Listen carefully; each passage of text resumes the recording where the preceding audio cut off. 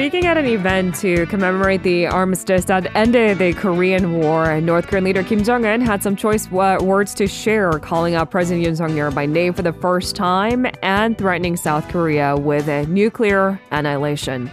If the North's sovereignty is, of course, undermined, that is. Now, by several measurable standards, it seems that tensions are escalating in the peninsula. We seek a timely expert opinion on the topic as we're joined by Dr. Bong Young-shik. He's the research fellow at Yonsei University Institute for North Korean Studies.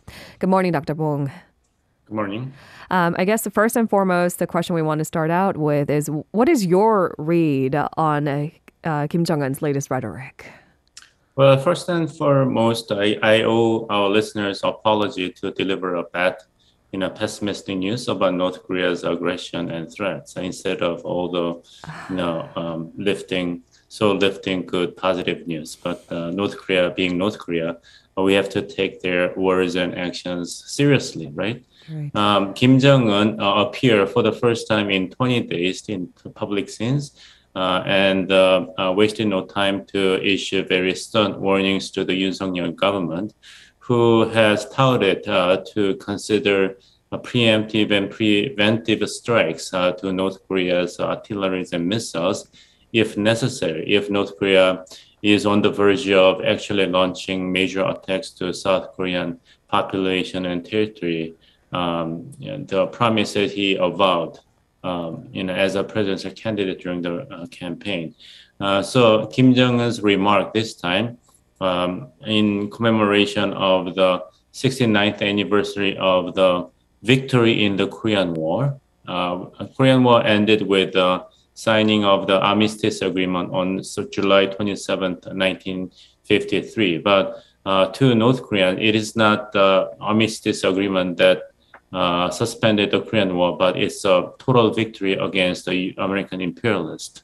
So they celebrate the day of the Armistice Agreement as a day of victory. And Kim Jong-un said that we know very well that the Yoon Suk-yeol government, the puppet of the U.S. imperialists in South Korea, has vowed to make preparations for the preventive strikes to North Korea's armed forces and weapon systems, but we are fully ready to neutralize any attempts made by South Korean government and armed forces.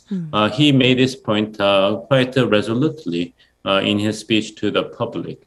This is not only a reflection of the strategic posture of North Korea's armed forces under the leadership of Kim Jong-un, but also attempts to serve the political reasons to consolidate the domestic population and secure their undying loyalty to the party leadership, because North Korea has been mightily struggling to cope with multiple crises, food crisis, and the COVID-19 pandemics, and the new generations who are accustomed to the local market systems do not really have the same type of loyalty to the state and the leadership of Kim Jong-un as the Korean War generations do. So by setting up South Korean government from the conservative political faction as the enemy number one, Kim Jong-un attempts to enhance the loyalty and sense of urgency among North Korean population, as well as to encourage the precipitation of the completion of the military modernization program with a new weapon system, including hyper-supersonic missiles and new type of the missile using solid fuel and other kinds of missiles, as announced in the 8th Party Congress held in January 2021. Enhancing loyalty and a sense of even maybe unity among, like any country, I suppose, a divided nation. In some cases, a younger generation might have a different takeaway. That's a really interesting angle, the common enemy being sort of the uniting force, as you've said. You brought up a really great point. During this COVID-19 pandemic, we got sparing news out of North Korea, and it was almost as if we were fed the stories that they wanted us to know.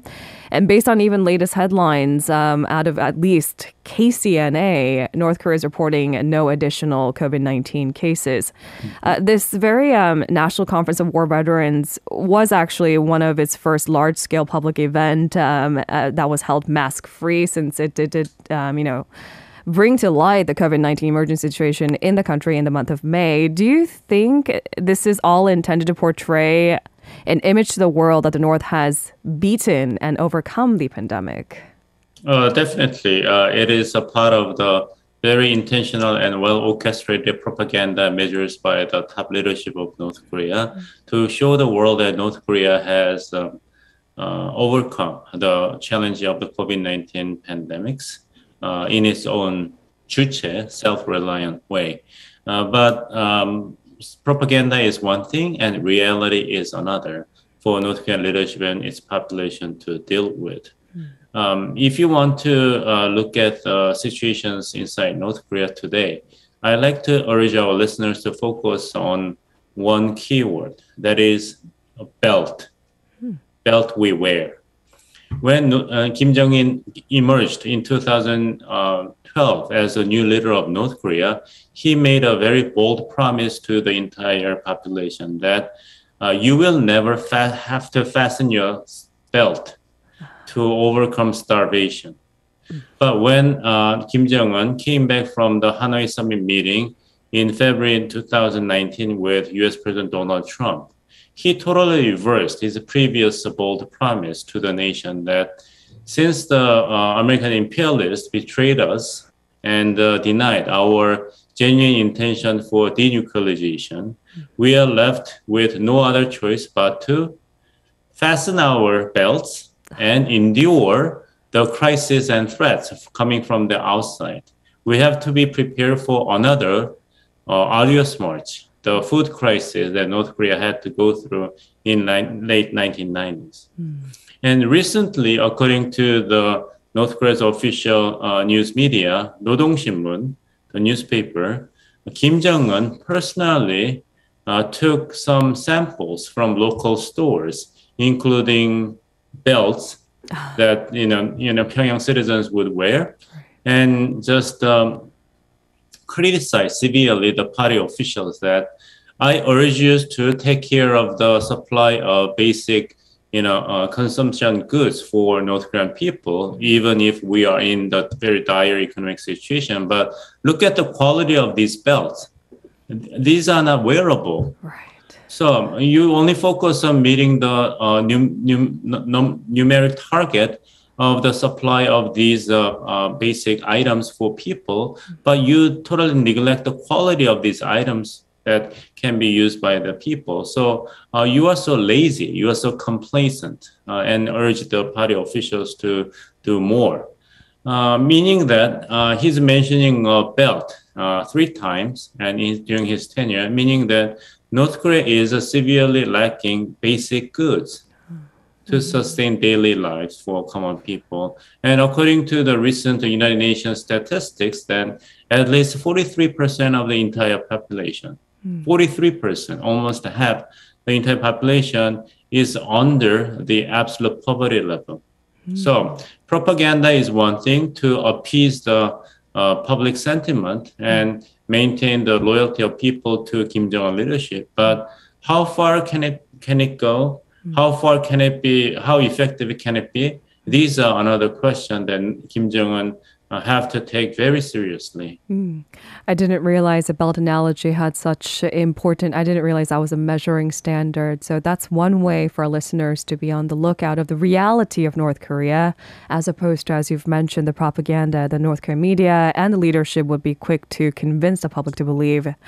Do you believe the joint drills between Seoul and Washington is scheduled for later this month that could provoke a reaction of North Korea, such as we've been talking about, its long-anticipated 7th nuclear test, Dr. Bong? It depends on the decision by Kim Jong-un, because Kim Jong-un is the only one who holds the key when it comes to major ICBM test, intercontinental ballistic missile test, or the nuclear test. Technically speaking, according to the intelligence analysis made by the United States and South Korea, Japan, North Korea is fully ready to conduct 7th nuclear test. But as I explained the previous segment of this program last week, that testing nuclear warhead is not top priority for North Korea for its military modernization program.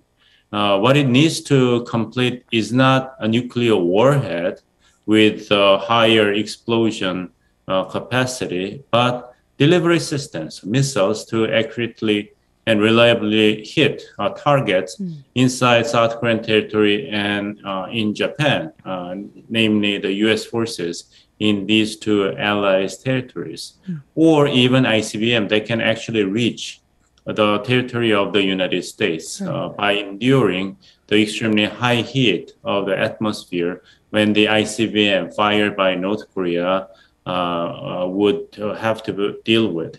But so seventh nuclear test will be decided not just purely from technical standpoint, but with the assessment of its likely political implications, like drawing attentions of the United States, to encouraging the Biden administration with additional pressures to come to the negotiation table with North Korea with terms of the promises that would be very favorable to Pyongyang.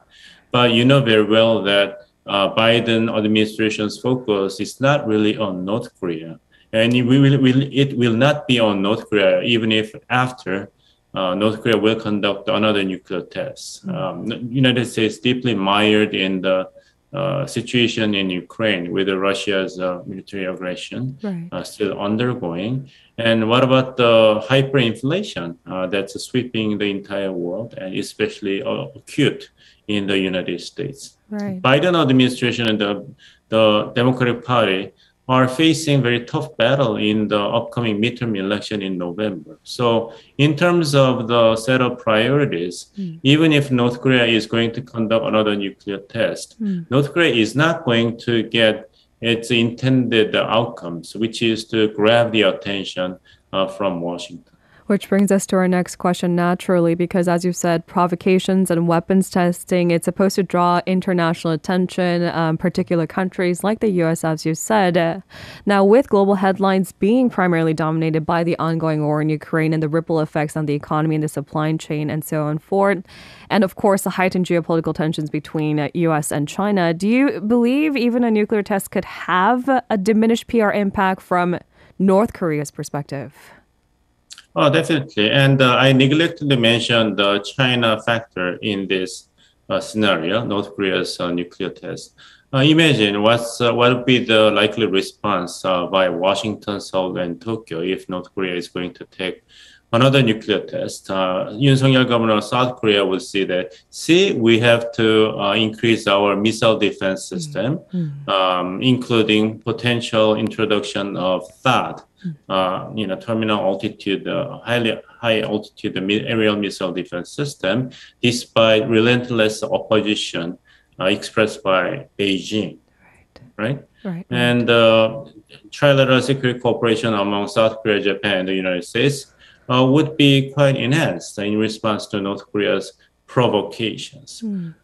In combination, all these changes that are likely to follow after North Korea's seventh nuclear test would greatly undermine the strategic posture of China. So China would not want to be the innocent victim of North Korea's provocation with nuclear tests. So China's leadership, especially when it's facing a very important political event in November about the extension of the tenure of Xi Jinping as a paramount leader of China, would not want anything that would be ruffling the feather into international relations surrounding China. So even China will not be so sanguine about North Korea going ahead with provocative actions, including another nuclear test. So I think in talking about North Korea and the West's reaction and China's reaction, or even their policies taking clearer shape, it's important to look at the internal political spectrum and what kind of elections lie ahead within this calendar year. But do you think China's policy on North Korea will take clearer shape later this year ahead of important election? I think so. Chinese leadership is taking time to get all the necessary reliable data based upon which its strategic posture will be decided. As I mentioned, that it has a very important political event, Right. Yanghui, in November, which will decide the political system, the internal political system, and I mentioned the November midterm election in the United States, which will decide the strength of the Biden administration, which will not just limit it to the domestic politics and economy, but also its conduct of foreign relations. It is very noticeable that Biden's trip to Saudi Arabia resulted in nothing so substantial. So if the Democratic Party will lose the midterm election in November, then we would expect even softer, more weakened foreign policy coming from Biden administration. And Chinese are very well aware of this possibility. So that will be the time when China and North Korea will be able to collaborate upon what kind of provocations would be optimal for North Korea to go ahead with, and what kind of backing actions will be made by China as a strong supporter for North Korean regime. Thank you very much, Dr. Bong, for such an insightful conversation. We'll speak to you again in a few weeks. My pleasure. If you're listening to our program using the podcast service, just a reminder that we do go live Monday through Friday, 7 a.m. Korea Standard Time. So tune in and help us make the show more informative by giving us your input. See you bright and early on Good Morning Seoul.